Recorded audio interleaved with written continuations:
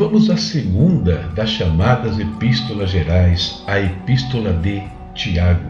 O autor dessa epístola, Tiago, também é chamado de o Justo e era irmão de Jesus Cristo.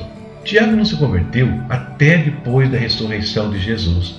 Mesmo assim, se tornou chefe da igreja de Jerusalém e é mencionado em primeiro lugar como um dos pilares da igreja pelo apóstolo Paulo lá na Epístola aos Gálatas. O livro de Tiago foi escrito por volta de 62 d.C., na cidade de Jerusalém, sendo enviado, conforme o próprio autor declara, a todos os judeus da dispersão, ou seja, aqueles judeus que viviam fora dos territórios de Canaã. Martinho Lutero, o qual detestava esta carta e a chamava de Epístola de Palha, não conseguiu reconhecer que o ensino de Tiago sobre as obras complementava e não contradizia o ensino de Paulo sobre a fé. Embora os ensinamentos paulinos se concentrem em nossa justificação com Deus, os ensinamentos de Tiago concentram-se nas obras que exemplificam essa justificação. Tiago escreveu aos judeus para incentivá-los a continuar crescendo nesta nova fé cristã. Tiago destaca que as boas ações fluirão naturalmente daqueles que estão cheios do Espírito e questiona se alguém pode ou não ter uma fé salvadora se os frutos do Espírito não puderem ser observados, assim como Paulo descreve em Gálatas. Esta é a Epístola de Tiago, que nós vamos ler nesses próximos 2 dias, na voz do pastor Fábio Alves. Olá, tudo bem? Espero que sim. Vamos para a nossa leitura bíblica. Livro de Tiago, capítulo 1. Saudações de Tiago. Eu, Tiago, escravo de Deus e do Senhor Jesus Cristo, envio esta carta às 12 tribos espalhadas pelo mundo. Saudações. Fé e perseverança. Meus irmãos, considerem motivo de grande alegria sempre que passarem por qualquer tipo de provação, pois sabem que, quando sua fé é provada, a perseverança tem a oportunidade de crescer. E é necessário que ela cresça, pois quando estiver plenamente desenvolvida, vocês serão maduros e completos, sem que nada lhes falte. Se algum de vocês precisa de sabedoria, peça a nosso Deus generoso e receberá. Ele não o repreenderá por pedirem, mas quando pedirem, façam-no com fé, sem vacilar, pois aquele que duvida é como a onda do mar, empurrada e agitada pelo vento. Ele não deve esperar receber coisa alguma do Senhor, pois tem a mente dividida e é instável em tudo que faz. O irmão que é pobre tem motivo para se orgulhar, porque é digno de honra. E o que é rico deve se orgulhar porque é insignificante. Ele murchará como uma pequena flor do campo. O sol quente se levanta e a grama seca. A flor perde o vício e cai, e sua beleza desaparece. Da mesma forma, murchará o rico com todas as suas realizações. Feliz é aquele que suporta com paciência as provações e tentações, porque depois receberá a coroa da vida que Deus prometeu àqueles que o amam.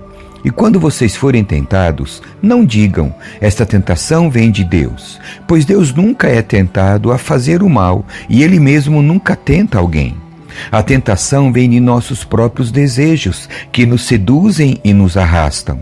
Esses desejos dão à luz o pecado, e quando o pecado se desenvolve plenamente, gera a morte. Não se deixem enganar, meus amados irmãos. Toda dádiva que é boa e perfeita vem do alto, do Pai que criou as luzes no céu. Nele não há variação nem sombra de mudança. Por sua própria vontade, Ele nos gerou por meio de sua palavra verdadeira. E nós, dentre toda a criação, nos tornamos seus primeiros frutos. Ouvir e praticar. Entendam isto, meus amados irmãos.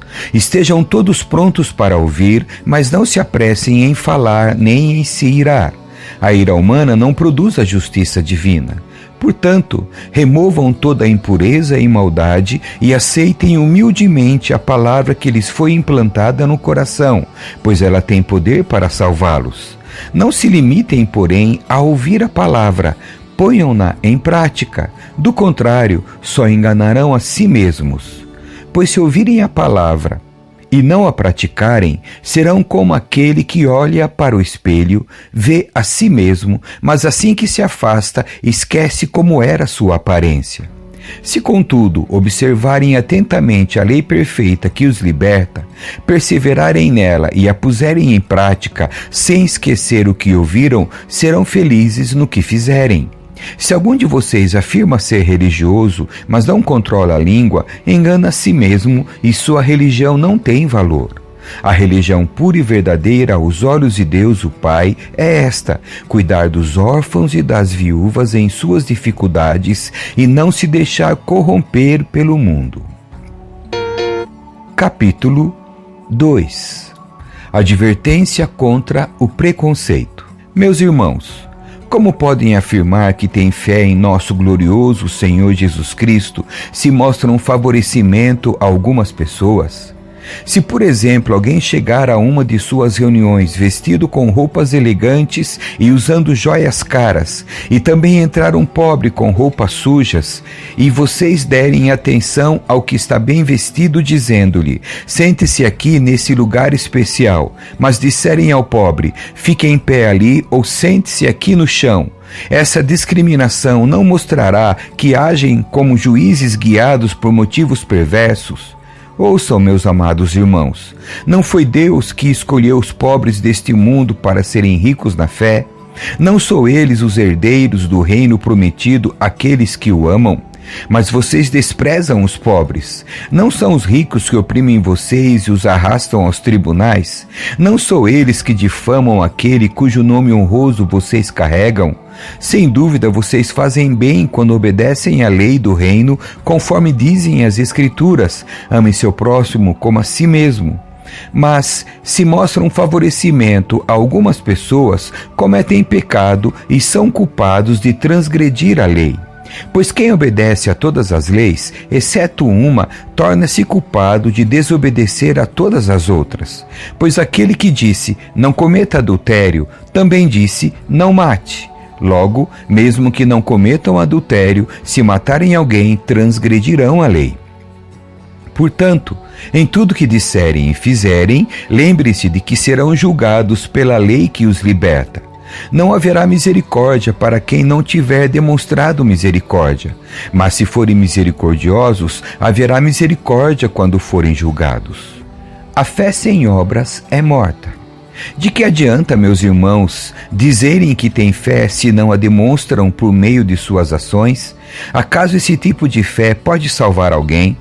Se o irmão ou uma irmã necessitar de alimento ou de roupa, e vocês disserem: até logo e tenha um bom dia, aqueça-se e coma bem, mas não lhe derem alimento nem roupa, em que isso ajuda?